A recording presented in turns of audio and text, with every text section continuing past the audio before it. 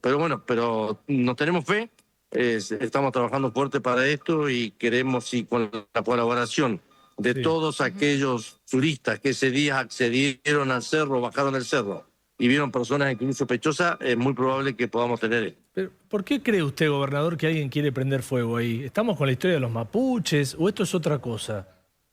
No, yo no me animaría a acusar a alguien puntualmente porque no tengo elementos para esto. No, la verdad es muy difícil entender una actitud de estas características, Sí. no solo por el peligro ambiental, sino por lo que ha significado. Podríamos haber tenido muchísimas más cantidades de pérdidas de vida en esas situaciones, porque el día de ayer y antes de ayer, el fuego corrió a una velocidad de prácticamente 2 kilómetros por hora. O sea, no hay mecanismo de prevención que pueda evitar un fuego corriendo a 2 kilómetros de hora, a 2 kilómetros por hora, pues es muy, muy importante la gravedad que tiene, ¿no? Y gobernador, si nosotros vamos, porque esta es una temporada más turística, en donde la gente está yendo constantemente a la Patagonia, como vos bien decías, a disfrutar de los lugares que tiene su provincia, ¿cuál es la directiva con respecto al fuego, a las fogatas, al tema de las colillas? ¿Qué rige hoy en Río Negro? Hoy está absolutamente prohibido hacer Bueno, cualquier esto es tipo parte de lo que decía el gobernador anoche en TN o ayer, a última hora en TN, hablando de la situación en el Bolsón, bueno, que preocupa a todo el mundo. Esta mañana en el programa Destino Sur con el Turco Edman charlamos con colegas del Bolsón que nos daban un pantallazo de cómo está la situación en estas últimas horas, pero está bueno ir actualizando. Quiero que charlemos de este y otros temas con la diputada, con la legisladora provincial de Vamos con Todos, Ayelén Espósito, que ha denunciado penalmente al presidente Javier Milei. Le vamos a preguntar los motivos, pero también quiero que nos dé una impresión suya de lo del Bolsón, porque incluso han habido algunos legisladores, no me acuerdo si ya está en la lista, que hicieron un pedido de informes respecto de estos incendios o de la prevención de los incendios y demás. Legisladora, buen día. Gustavo Bosco la saluda en FM de la Costa. ¿Cómo le va? ¿Qué tal, Gustavo? Buen día. Un gusto poder hablar con vos y un saludo a la audiencia. Bien, gracias por atendernos. Bueno, ¿cómo va viendo todo esto que está pasando en el Bolsón, lamentablemente? Terrible, ¿no? No, realmente una situación que estamos, bueno, en constante comunicación con tanto vecinos de allá de la localidad. Por mi parte he intentado comunicarme también con el intendente, que no pude hacerlo, bueno, la directora del hospital. En el día de ayer sí tuve una comunicación con Gil, el secretario de Salud, para ponerme, bueno, primero a disposición, por supuesto, como trabajadora de la salud, si es necesario fortalecer ahí los equipos de salud y además con la agrupación de graduados de Cuba también estamos por iniciar una colecta y armar una pequeña brigada en caso de que sea necesario para ir a colaborar allí en zona. Así que bueno, estamos más que los informes bueno, que van enviando y seguimos todo muy de cerca, pero realmente es una situación que sabemos que hay más de 2.700 hectáreas incendiadas, bueno, con muchas pérdidas materiales. Nos preocupa hoy el post de esto, ¿no? Recordaba yo en el año 2020, creo fue, 2021, donde hubo incendios también de gran magnitud. Hemos hecho no solamente las colectas, sino que también había un gobierno nacional presente y se pudo resolver, ¿no? un post incendio con ayuda económica y con ayudas también de construcción de viviendas. Bueno, hoy eso no lo estamos viendo, que es lo que nos preocupa, ¿no? Y recordemos que hubo un desmantelamiento a nivel nacional de todas las políticas de la ley que tenemos contra el fuego, bueno, en todo esto, y sabíamos que muchos de los que se dedican a combatir estos incendios estaban trabajando y llegaban a sus hogares y tenían un telegrama de despido, ¿no? Entonces una perversidad de una tal de tal magnitud que no nos entra en la cabeza. Ujú. Y tengo entendido que todavía tampoco no se ha recibido ayuda por parte del gobierno nacional. Ajá.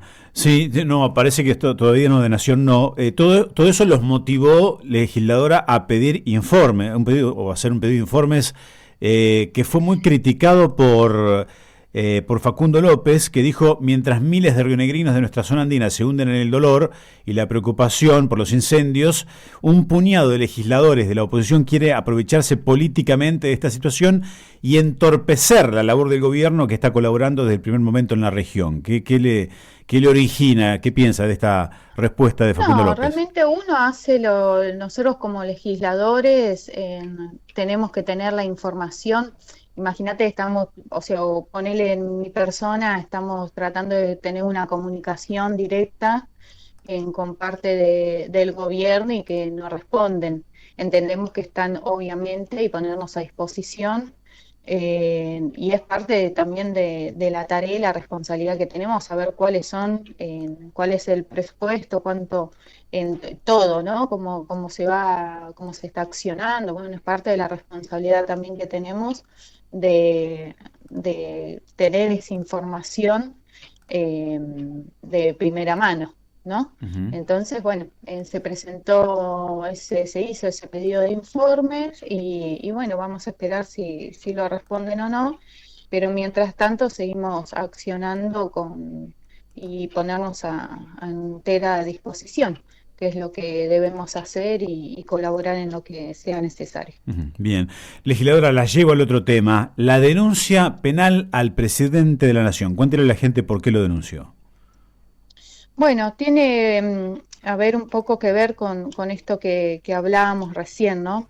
En sí, esta es una denuncia penal directamente por todos los dichos realizados por el presidente en Davos, en donde tendría que haber ido a hablar de economía y que evidentemente no está pudiendo resolver la economía de nuestro país y ataca una vez más a un colectivo o a los colectivos del feminismo, de la diversidad, con dichos que realmente son, primero que es mentira, tratando a homosexuales como pedófilos, cuando las cifras realmente no son las reales en nuestro país. En nuestro país nosotros tenemos más de 3.000 denuncias de abuso sexual infantil y el 56% de los agresores son del contexto familiar y el 36% se da dentro ¿no? de ese entorno. Y igualmente con los femicidios, digamos, ¿no? Y claramente fue un discurso que incita al odio, a la violencia, a la discriminación. Veíamos luego avala a cualquier cosa, ¿no? Después de estos dichos, en la ciudad de Cañuelas, en la localidad de Cañuelas, una persona prendió fuego en la casa donde vivían dos mujeres que son pareja, que tienen una niña de 5 años, que ya habían hecho una denuncia por amenazas, y bueno, concluyen, ¿no? Y habilita en estos discursos de odio a generar esta violencia y avala cualquier tipo de ataque a quien no piensa igual o Ujú. quien no igual a él, ¿no? Que bueno, tienen que ser todos heteros y tener las familias normales, como las llaman ellos, y bueno, nosotros son derechos que lo hemos luchado durante años. Y son derechos que ya los tenemos y que nuestra sociedad ya lo tiene incluido, digamos, ¿no? Ya creo que esa discusión la hemos dado por años y consideramos que ya no iban a pasar esto, ¿no? Esta persecución hacia aquellos que viven y que realmente no tenemos por qué meternos nosotros en la vida de nadie, ¿no? Sino como Estado garantizar en el derecho a una vivienda, garantizar un trabajo y ambos. Entonces, bueno, yo creo que estos discursos aparte de generar todo esto que venimos diciendo, es no poder o no dar respuestas como, mira, sin ir más lejos, hoy sale un decreto donde elimina el COPREC, que es era una entidad donde intervenían en la formación de precios, de los consumidores y los proveedores. Bueno, hoy eso se elimina, entonces cualquiera pone hoy, no va a haber un control sobre eso y bueno, ¿qué vamos a hacer? ¿No? Cualquiera pone un precio que quiere, digamos.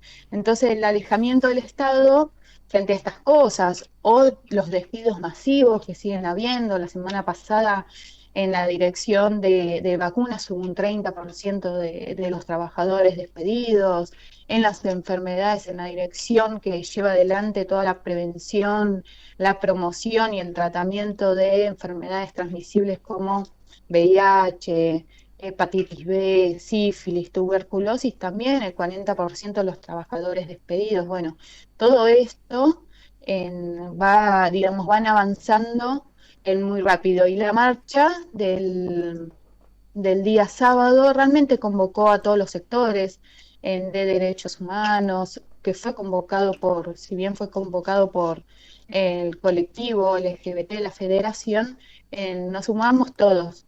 Fue masiva, diría yo, en todos lados del país y bueno, fue una demostración que sobre algunas cosas y espero que no siga avanzando. Ajá. La denuncia, bueno, ya contó el motivo por qué le hizo, pero ¿cuál es la carátula? ¿Cómo se caratula una denuncia de estas características?